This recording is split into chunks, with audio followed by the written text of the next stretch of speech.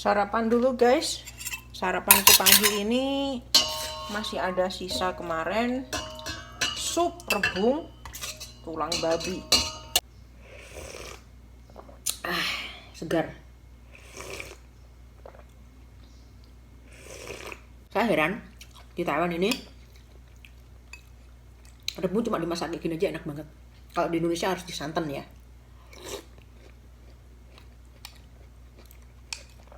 Ini Taiwan ini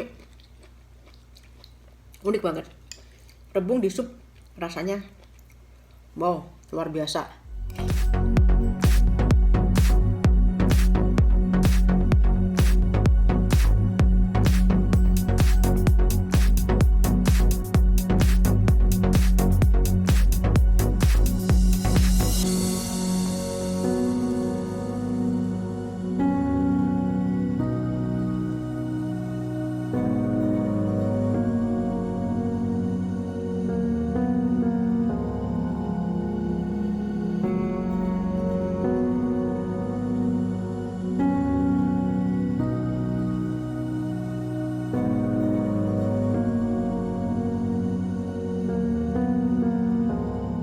Sarapan dulu guys.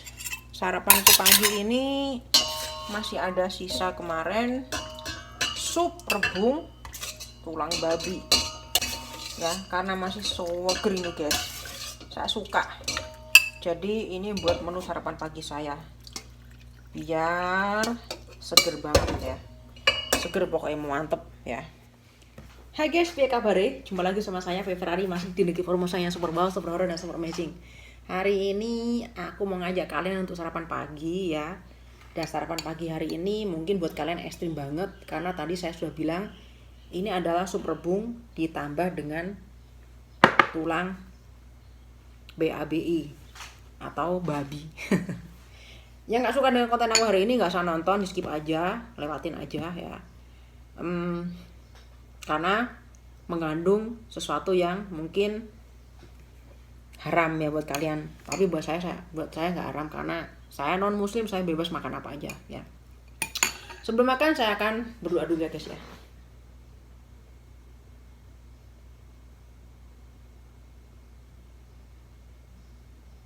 Amin. Let's go. Siapa yang belum makan, ayo makan bareng sama saya. Ayo kita menikmati makanan bareng bersama saya, kolaborasi bareng bersama saya ya, supaya makannya lebih mantap. Ini sup sup rebung ini dibikin sudah 2 hari yang lalu. Jadi ini blenderan guys ya. Segar.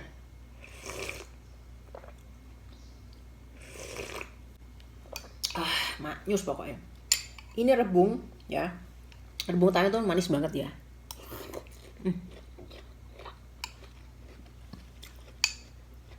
Saya heran di Taiwan ini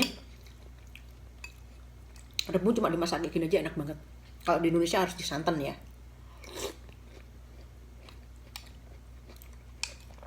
Ini Taiwan ini unik banget. Rebung di sup rasanya wow, luar biasa.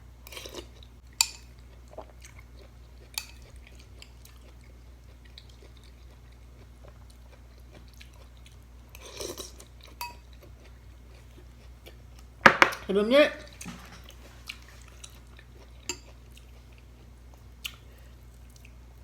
kalau misalkan yang pengen makan non muslim ya, rebung ini bisa ditambah dengan ayam atau mungkin penggantinya bakso ya. Karena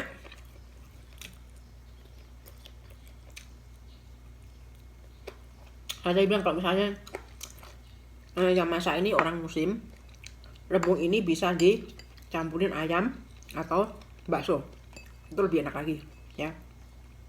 Tapi karena di tahun ini notabene mereka semua bukan non muslim ya, atau non muslim ya, gimana sih ngomongnya salah ya.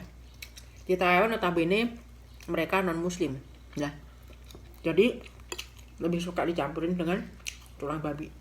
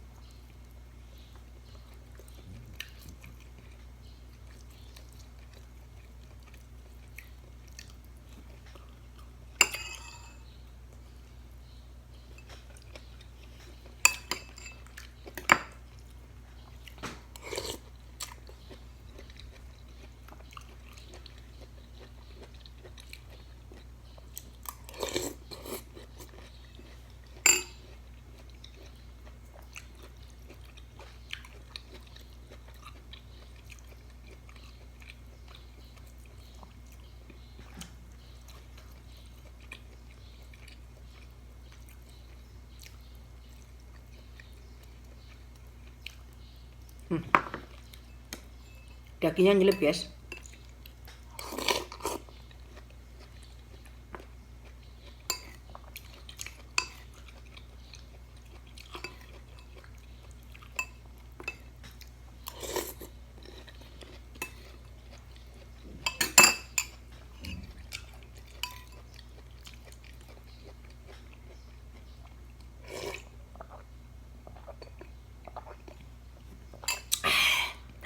Kuahnya seger banget, sumpah. Masih ada di belakang, nanti tak habisin tuh.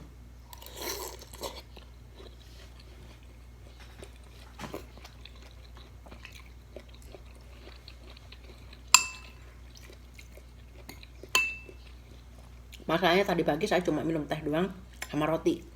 Jadi jam segini saya lapar lagi guys.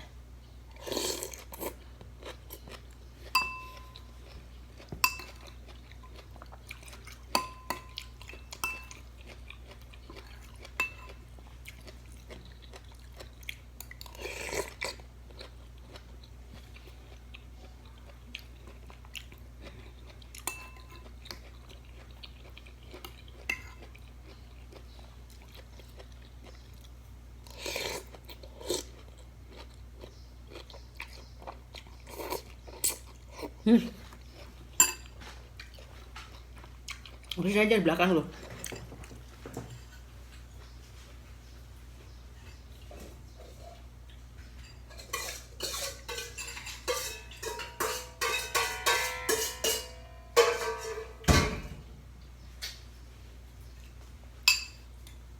Tuh.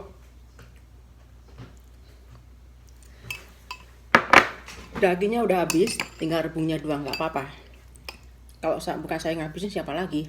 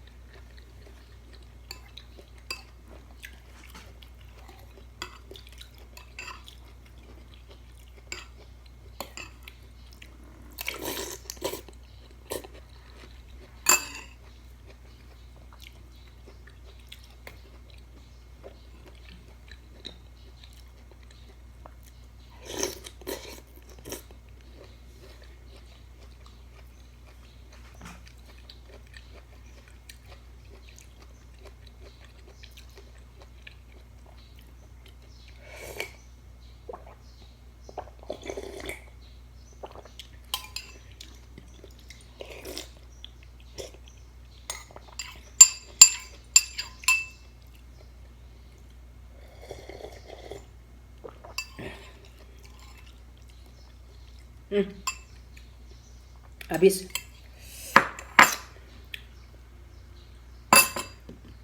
Mantap guys.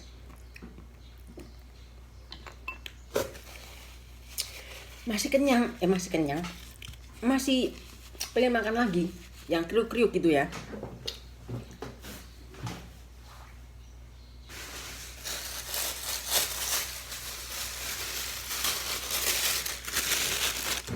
Nah, ada kerupuk.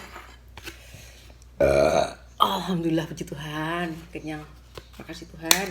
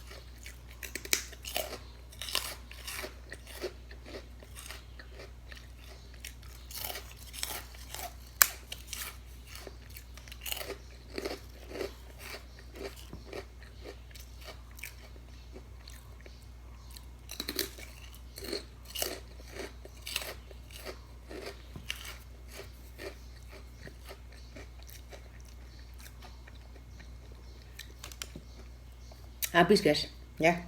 Apalagi mau dilahap, kan udah gak ada lagi sih. Kerupuk habis, ini juga ada habis. Alhamdulillah puji Tuhan, akhirnya kenyang, makan udah selesai. Oke guys, itu tadi ekspresi saya dan reaksi saya makan sup rebung dan tulang babi ya. Kalau nggak suka dengan video saya ini, silahkan jangan ditonton ulang, jangan ditonton lagi ya. Karena konten-konten saya ya seperti itulah kira-kira. Saya kenyang, puas, dan semoga makanan bisa menjadi darah daging dan sumber tenaga dan sumber energi buat tubuh saya.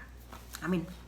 Di sini saya akan sedikit sharing ya tentang sesuatu seperti yang ada di judul konten aku hari ini. Buat kalian semuanya, teman-temanku yang di Taiwan ya, terutama ya, jangan pernah kalian sesali punya majikan cerewet. Ya, saya mau berbagi pengalaman, berbagi sharing ya dikit ya. Majikan yang cerewet itu sama aja memberikan pengetahuan buat kita supaya kita tuh bisa ngomong sebenarnya. Jadi jangan pernah sesali atau kalian jangan pernah kadang kan cerewet banget sih lo, cerewet bawel, ini. Padahal orang yang cerewet itu kita ambil pengetahuan aja dari dia, kita ambil hikmah dari itu, kita bisa belajar bahasa lebih banyak dengan orang yang cerewet itu. Saya di Taiwan ya punya majikan yang sabar dan baik, pernah. Punya majikan yang cerewet bawel killer, pernah. Punya majikan yang biasa-biasa aja, pernah. Bukan maksudnya saya ingin enggak, saya cuma ingin berbagi cerita dan sharing aja. Saya udah bisa ngerasain mana ya. Saya alamin punya majikan yang baik hati dan tidak banyak ngomong. Memang baik ya, baik banget. Tapi saya bisa mengambil dari situ pelajaran. Kita dengan majikan yang baik, tidak banyak ngomong, seperlunya aja. Kita nol dalam bahasa. Kita nggak bisa ngomong sama sekali. Karena yang kita tahu adalah cuma bahasa yang kita ngerti aja. Saya pengalaman di majikan yang baik banget. Cuma ada 2 kata yang sering saya ucapkan untuk majikan saya, itu hao dan xie xie. Baik dan terima kasih. Karena majikan saya ya cuma taunya nyuruh saya kerja. Dan saya bilang hao, oke. Majikan saya nggak pernah marahin saya, nggak pernah ngomel, nggak pernah cerewet, nggak pernah komplain dan sebagainya. Ketika saya dipanggil, saya cuma dikasih makanan. Fei Fei kau lai, zeke Kenny se, Fei Fei kesini, ini aku kasih untuk kamu makan. Dan saya jawab dong, xie xie, terima kasih. Jadi setiap hari yang saya lakukan, setiap hari yang saya ucapkan cuma itu doang. Yang saya bisa cuma hao xie xie, hao xie xie. Gak ada kata-kata yang lain. Karena majikan saya terlampau baik banget, nggak pernah marahin saya, nggak pernah ngomelin saya. Intinya taunya saya kerja baik ya. Ini anak sopan, ini anak baik, dia juga baik ya. Nah, berbalik 180 derajat ketika saya dipertemukan dengan majikan yang sangat cerewet, bawel, killer, pelit, pokoknya 180 derajat dari majikan saya yang pertama. Di situ saya kaget banget. Wow, amazing. Saya bilang sama Tuhan, wow, amazing God. Amazing banget ini ya, luar biasa banget ya gitu kan. Nah, setelah itu saya sempet pengen pindah waktu itu. Siapa sih yang betah sama majikan cerewet tiap hari nyanyi. Kalian aja paling di rumah diomelin mama papa, emak bapak kalian juga paling apaan sih, udah sih paling kabur ya. Apalagi ini kita di rumah orang, ya bukan siapa-siapa kita. Elah kerja gini amat sih gitu kan. Tapi saya bisa metik hikmah dari ketika saya berada di lingkungan majikan saya yang super nyanyi itu. Dari situ saya bisa belajar banyak bahasa, sehingga saya ngerti bukan hanya 2 kata hao dan xie xie aja, tapi di situ saya bisa belajar, oh ada kata-kata lain ternyata. Wo pucet tau, wo ini, Wo siang nih. dan sebagainya gitu kan. Jadi saya belajar banyak dari orang cerewet itu ketika saya ya kerja ini nggak beres, panggil Nikolai, ceke cemepan, ceke putwe, nah cemepan, nah jang. Dari situ saya bisa belajar, oh apa yang dia ucapkan, ya. Saya langsung bertanya, wo bu tao, ni jiang semo, wo bu mingtai, bu ting putong dan sebagainya. Dia ulang, maksudnya gini sambil memperagakan. Ini. Oh, dari situ saya paham. Oh ternyata maunya kayak gini. Oh ternyata maunya kayak gitu. Oh ternyata ini artinya begini. Oh ternyata itu artinya begitu. Jadi buat kalian semua yang sekarang ini mungkin di fase majikannya nggak usah khawatir. Ambil aja hikmahnya, petik aja. Dengan begitu kalian akan pinter bahasa di situ. Dia ngomong apa sih sebenarnya? Kamu ngomong apa sih? Gue nggak ngerti. Nanti kan dijelasin sama dia. Maksudnya gini. Oh, oke, paham. Kadang orang kan ketika masuk ke Taiwan, ini saya ngomongin Taiwan aja ya, karena saya posisi Taiwan. Ketika masuk di Taiwan, mendapatkan majikan yang cet. Wah ini mesti ini cerewet nih orangnya. Waduh ini gimana ya? Gak usah takut. Orang cerewet belum tentu jahat. Kita bisa ambil hikmah dari pelajaran dari orang yang cerewet itu. Pastinya dia banyak ngomong supaya kamu ngerti bahasa gitu loh ya. Jadi kalau menurut saya ya,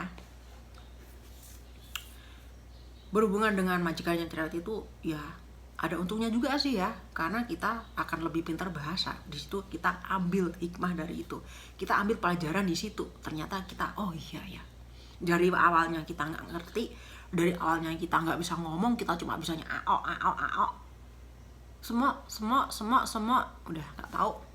Akhirnya kita diperhadapkan sama majikan yang ceceng-ceceng, tiap hari ngobrol, komunikasi ya. Kita akhirnya bisa belajar banyak dari situ gitu.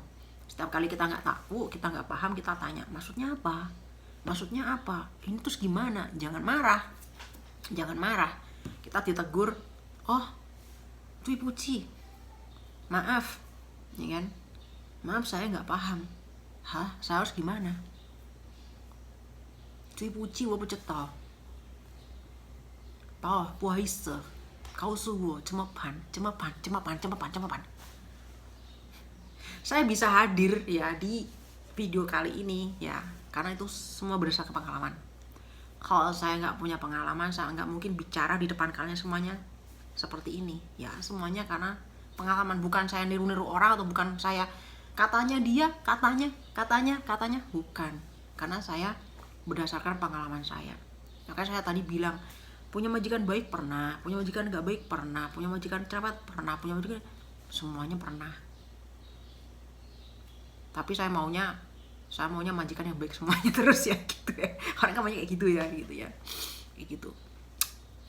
Ya itulah ya, pesan buat kalian semuanya, teman-temanku yang mungkin baru masuk di Taiwan dan majikannya udah nyanyi, nggak usah takut, kalian nggak usah kecewa. Kok gini amat, enggak. Justru punya majikan seperti itu, kalian akan nambah wawasan, kalian akan lebih pintar bahasa. Kalian coba tanya sama teman-teman kalian yang kok pintar banget sih bahasanya. Saya terus terang ya, saya nggak pintar bahasa, tapi saya bisa. Saya nggak lihai seperti teman-teman saya yang lain yang mungkin sudah lihai banget bahasanya. Bahasa saya masih acak-adul, masih lanci facau, tapi seenggaknya saya bisa ngomong gitu loh ya. Saya nggak bisa bahasa, tapi saya bisa ngomong gitu. Kalau mungkin dibandingin dengan teman-teman saya yang lain yang sudah wow lihai banget bahasanya, sudah luwes, kata-katanya, vokalnya sudah naik turun, itu sudah bisa dibaca gitu, bisa di vokalnya tuh sudah bagus banget, udah mirip-mirip orang Taiwan sini ngomongnya itu udah oke banget ya. Saya nggak ada apa-apanya, cuma saya bisa ngomong itu aja gitu ya. Jadi yang lebih penting itu bisa ngomong dan kita ngerti maksudnya majikan ngomong itu apa gitu loh ya.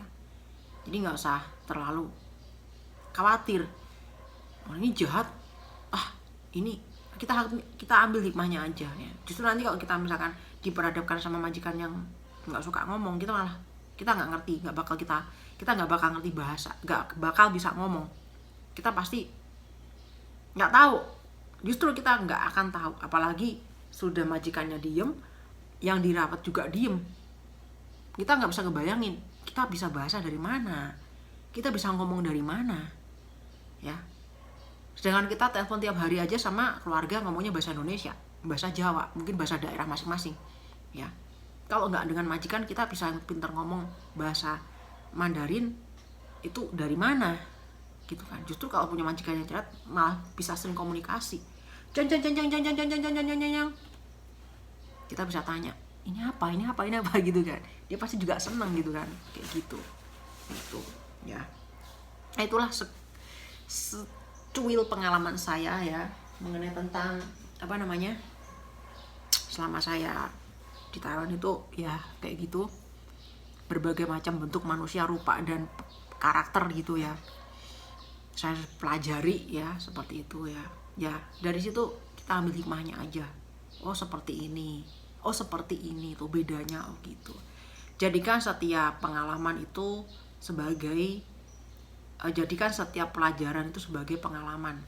Jangan jadikan sebuah pelajaran itu sebagai sesuatu yang mengecewakan, ya. Jadi di situ kamu akan bisa mengambil pelajaran ini, kita tambah ilmu, kita tambah pengetahuan dari situ, dan kita tambah pinter, ya. Jadi kayak gitu, bisa membedakan ini dan ini gitu, ya. Oke, itu aja sharing aku hari ini, semoga bermanfaat. Mohon maaf di awal video saya kalau saya makan makanan yang mungkin buat kalian haram, ya. Tapi bukan maksudnya seperti itu, karena saya menyukainya jadi saya makan, ya. Terima kasih buat yang udah nonton video saya dari awal sampai habis. Terima kasih banget. Semoga video ini bermanfaat. Mohon maaf kalau ada kata-kata dan perilaku yang kurang seperti ini, mohon dimaafkan. Tetap seperti biasa, aku doakan semoga kalian tetap diberikan kesehatan umur panjang. Jangan lupa selalu bersyukur, jangan lupa selalu senyum, smile. Jangan lupa baikkan cinta kasihkan pada semua orang dengan tulus dan ikhlas. Dan tentunya Tuhan tetap berkati kita semuanya. God bless you always. Sampai ketemu lagi di video dan vlog terbaru tentunya bersama VVR Vlog yang lainnya. Sampai jumpa lagi kesempatan dan salam persahabatan dari VVR Ferrari. Bye bye.